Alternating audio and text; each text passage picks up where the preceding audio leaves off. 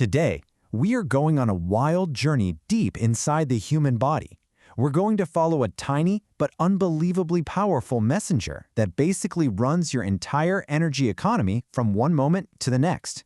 Of course, we're talking about insulin.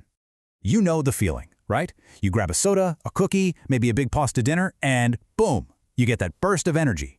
Well, that feeling, that's the starting gun. It's the signal that calls our main character, the hormone insulin, onto the stage. All right, to really get what insulin is all about, we've got to start at the source. So let's imagine we can shrink ourselves down and take a trip inside this amazing biological factory, the pancreas. So, deep inside the pancreas, you find these little clusters of cells called islets. And if we zoom in even closer on those, we find the real stars of our show, the beta cells. Now get this, these cells are the only factories in your entire body for every single molecule of insulin you will ever make. It all happens right here. Okay, so here's something really cool. Insulin doesn't just appear ready to go. It has to be assembled, almost like a piece of high-tech origami. It starts out as this long, kind of floppy chain called pre-proinsulin. First thing, a little guide piece gets snipped off, and we're left with something called proinsulin. And this is where the magic happens. There's this middle section, the C-peptide, that acts like a temporary scaffold. Its only job is to hold the other two parts in just the right shape so they can fold perfectly. Once that job is done, the C-peptide is cut away, leaving the final, mature, and ready-for-action insulin molecule. And this diagram just illustrates that whole process beautifully. You can literally see how that middle piece, the C-peptide, is holding everything together, forcing it into the right shape. It's like a chaperone for the molecule. And then once its job is done, it's out of there, leaving behind that perfect final structure. Let's spend a second more on that C-peptide, that piece that gets clipped off. For a long time, scientists kind of thought it was just, leftover biological trash. But it turns out it's incredibly useful, especially for doctors. And here is why it's so important. Insulin itself gets used up super fast in the bloodstream. It has a half-life of only about 5 minutes. But the C-peptide? It sticks around for over half an hour. And since they get released in a perfect 1-to-1 ratio, measuring the long-lasting C-peptide gives doctors a much more stable and accurate picture of how much insulin a person's body is actually making on its own. It's just a brilliant biological clue. All right, so the factory has built the insulin. It's all packaged up and ready to ship. But how does the factory know when to open the loading bay doors? Well, the trigger is actually wonderfully simple. It's the very thing that insulin is designed to control. It's glucose. When your blood sugar levels go up after you eat, those glucose molecules start flowing into the beta cell. And that's all it takes. That one event sets off this incredibly precise chain reaction inside. It's like turning a key in the ignition. Let's walk through this incredible cascade step by step. So, glucose enters the cell.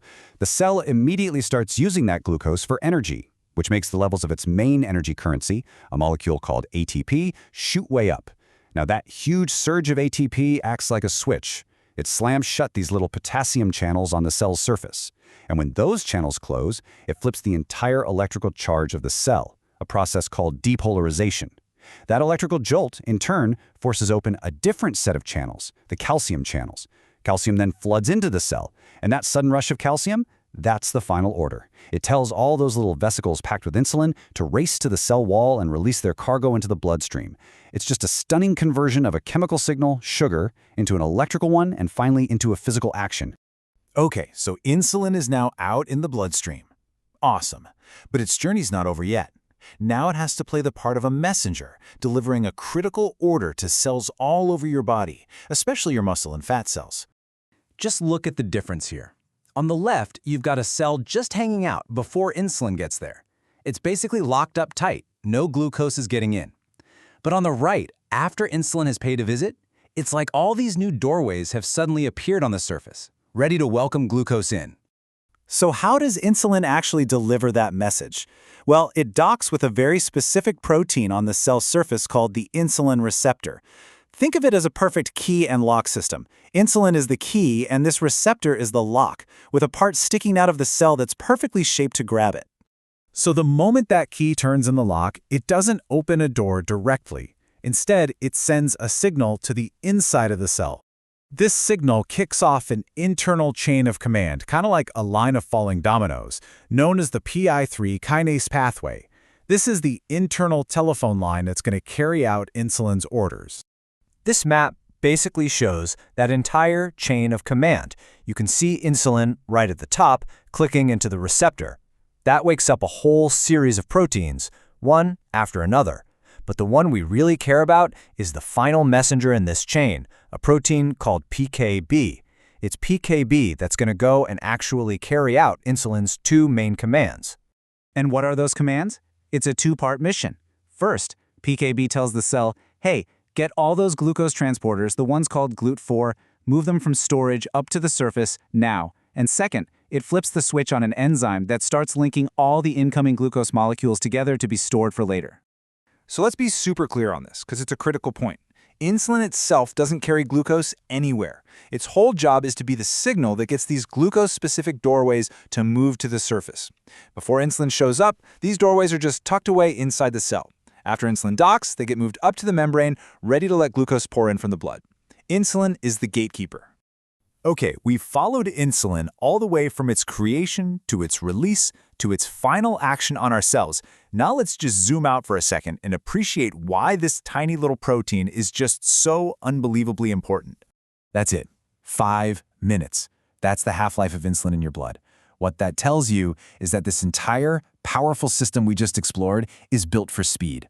It's designed for incredibly rapid responses and really tight control over your body's energy.